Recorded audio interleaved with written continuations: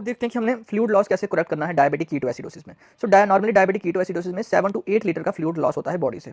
सो हमने normal saline देना होता है, initially normal saline fluid of choice रहता है। तो इसमें हमने फर्स्ट 30 मिनट्स में 1 लीटर देना है, नेक्स्ट 1 आवर में 1 लीटर देना है, नेक्स्ट 2 आवर में अगेन 1 लीटर देना है, उसके बाद नेक्स्ट 4 आवर में अगेन 1 लीटर देना है। इसके बाद नेक्स्ट 16 आवर्स में हमने 4 लीटर का फ्लूइड देना है। तो fluid of choice normal saline रहता है जब तक कि ब्लड शुगर 250 से नीचे ना चले जाए।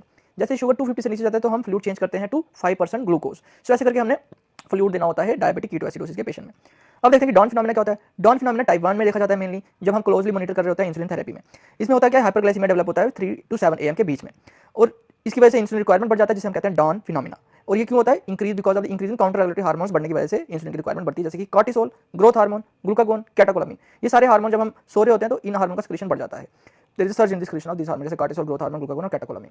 और ट्रीटमेंट डॉन फिनोमेना क्या होती है कि हमने इसको इंक्रीज करना होता है ओवरनाइट इंसुलिन डोज। जो भी नाइट में इंसुलिन डोज दे रहा होता है उसको हमने बढ़ा देना है, तभी डॉन फिनोमेना की ट्रीटमेंट पॉसिबल है। इसके अलावा आगे देखें स्मोकी फिनोमेना क्या होता है। ये मैनिफेस्टेशन होता है अर्ली मॉर्निंग रिबाउंड हाइपरग्लाइसीमिया होता है। इसमें क्यों होता है, बिकॉज अनरिकॉग्नाइज्ड हाइपोग्लाइसीमिया जो मिड नाइट में होता है, हाइपोग्लाइसीमिया 3 AM के बीच में हाइपोग्लाइसीमिया होता है, उसकी वजह से काउंटर रेगुलेटरी हार्मोन्स मॉर्निंग में बढ़ जाते हैं, जिसकी वजह से अर्ली मॉर्निंग रिबाउंड हाइपरग्लाइसीमिया होता है।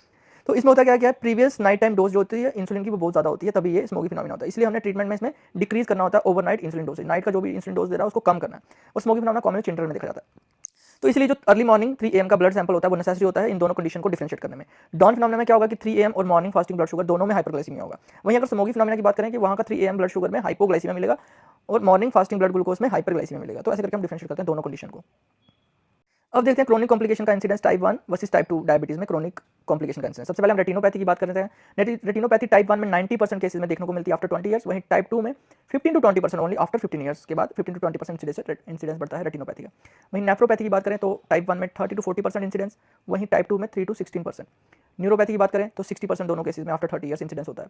Ischaemic heart disease increase incidence होता है 30 ईयर्स के बाद, वहाँ 2 to 3 टाइम्स नॉर्मल इंक्रीज देखने को मिलता है टाइप 2 में। पेरिफेरल वास्कुलर डिजीज की बात करें तो 30% केसेस टाइप 1 में इंसिडेंस है, वहीं 45% इंसिडेंस होता है after 20 years in type 2 diabetes. Hypertension की इंसिडेंस की बात करें तो दोनों केसेस में 50% इंसिडेंस देखने को मिलता है हाइपरटेंशन का। अब मेन कॉज ऑफ जो डेथ होता है टाइप 1 डायबिटीज में वो माइक्रोवास्कुलर डिजीज होता है। वहीं टाइप 2 डायबिटीज में माइक्रोवास्कुलर डिजीज से डेथ हो जाती है, क्योंकि उनको उतना टाइम ही नहीं मिलता कि वो माइक्रोवास्कुलर डिजीज पहुंचे, तो वो माइक्रोवास्कुलर डिजीज से ही उनका डेथ हो जाता है टाइप 2 के केसेस में। इसके अलावा advancing age, development of atherosclerosis as a result of comorbidity जैसे फिजिकल इनएक्टिविटी हो गया, स्मोकिंग हो गया, हाइपरटेंशन हो गया, हाइपरलाइपोप्रोटीनीमिया हो गया, ये इंपॉर्टेंट कॉज ऑफ डेथ है टाइप 2 डायबिटीज में। और मेजॉरिटी ऑफ द डायबिटीज जो इंडिया में है 90 to 95% केसेस टाइप 2 डायबिटीज के हैं।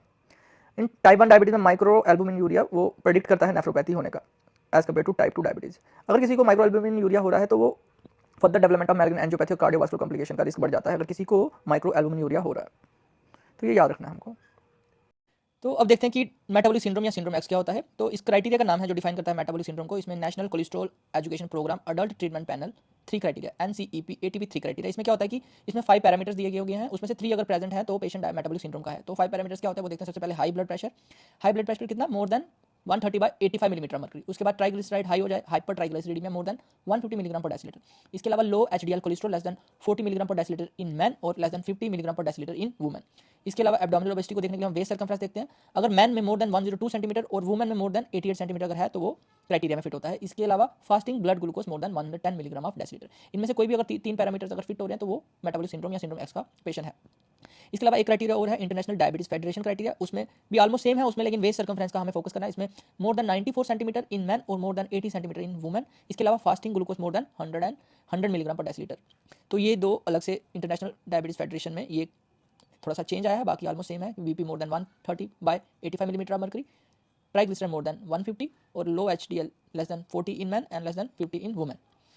अब WHO क्राइटेरिया मेटाबॉलिक सिंड्रोम में उसमें रिक्वायरमेंट रहता है इंसुलिन रेजिस्टेंस का होना जरूरी है। इंसुलिन रेजिस्टेंस हम कब सस्पेक्ट करते हैं, जब पेशेंट को एकेंथोसिस नाइग्रिकन्स हो रहा है या स्किन टैग्स हो रहे हैं, skin tags in the form of acrochordons करके, सेंट्रल ओबेसिटी है, लाइपोडिस्ट्रॉफी है, या फिर फीचर है पॉलीसिस्टिक ओवेरियन डिजीज का, तो वो इंसुलिन रेजिस्टेंस को सिग्निफाई करता है।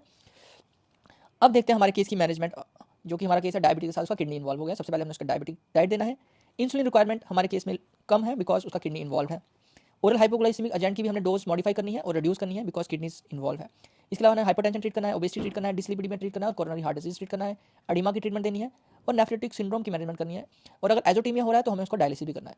इसके अलावा मसल पेन जो न्यूरोपैथी से हो जाता है डायबिटीज में, उसके लिए हमारे पास ड्रग्स हैं जैसे फिनिटाइन, कार्बामेज़ापिन, प्रीगाबालिन, कोडीन, ट्राइसाइक्लिक एंटीडिप्रेसेंट हम दे सकते हैं। इसके अलावा यूटीआई को कंट्रोल करना और स्किन लीजन्स को कंट्रोल करना है। और हमने प्रिवेंट करना है कि इसको डायबिटिक फुट ना हो जाए, तो हमने इसको कहना है कि कंसल्ट करें चिरोपोडिस्ट को भी। और लास्टली कंक्लूजन में हमने सारे सिस्टम एग्जामिनेशन करने होते हैं डायबिटीज के केस में।